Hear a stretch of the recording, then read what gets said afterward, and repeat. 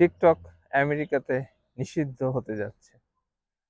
Already আমেরিকার সিনেটে একটি আইন পাশ হয়েছে। সেটি হচ্ছে, আমেরিকার রাজনীতিবিদরা বলছেন যে আমেরিকার সাধারণ জনগণের তথ্য এই টিকটক চায়না নিয়ে যাচ্ছে এবং আমেরিকার নিরাপত্তার জন্য এটি একটি হুমকি স্বরূপ।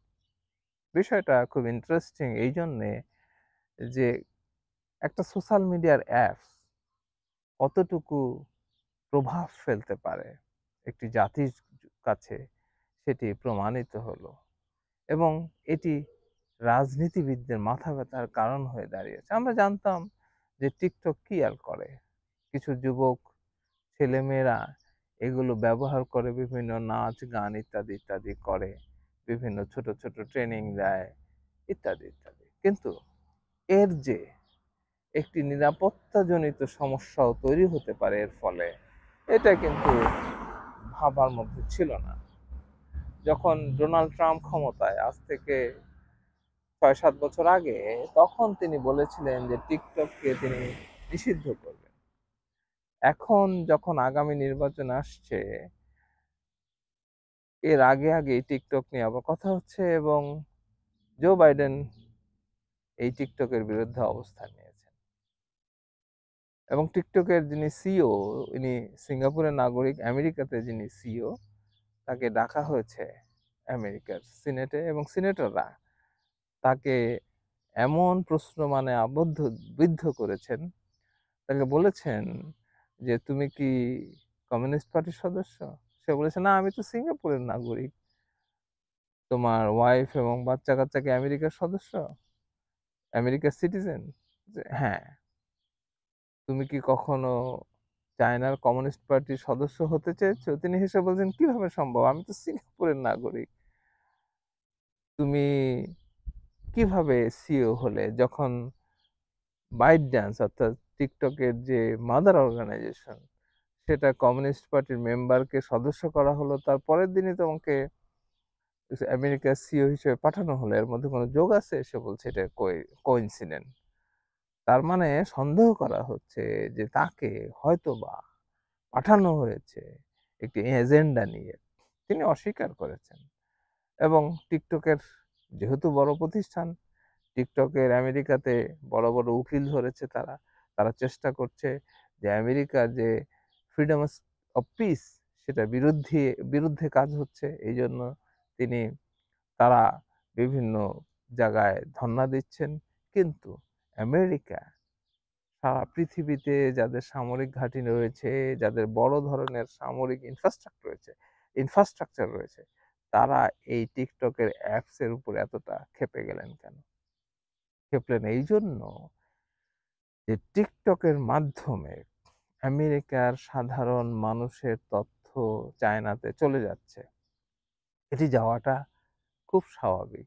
যখন আপনি কোনো অ্যাপসের যখন আপনি ডাউনলোড করেন, তখন যদি সে আপনার ক্যামেরার অনুমতি চায়, ভিডিওগুলার অনুমতি চায়, ইভেন আপনার ভয়েসের অর্থাৎ কথোপকথনের অনুমতি চায়, তার মানে এক সম্ভাবনা রয়েছে আপনার মোবাইল থেকে তথ্য, ছবি, ভিডিও, কথাবার্তা হ্যাক হওয়ার, এবং সেটা হতে পারে।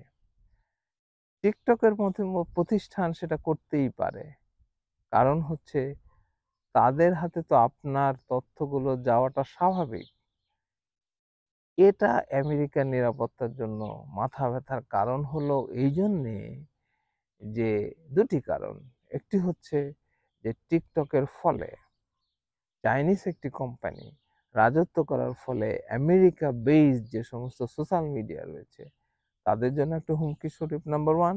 এটি অবশ্য বলছেন না কেউ, কিন্তু এটি একটি কারণ। দ্বিতীয় হচ্ছে যে এই টিকটকের মাধ্যমে কমিউনিজমের যে ইনফ্লুয়েন্স, সেটি আমেরিকাতে হতে পারে। অর্থাৎ চায়নার যে মতাদর্শ, সেটি প্রচারে এটি ব্যবহার হতে পারে।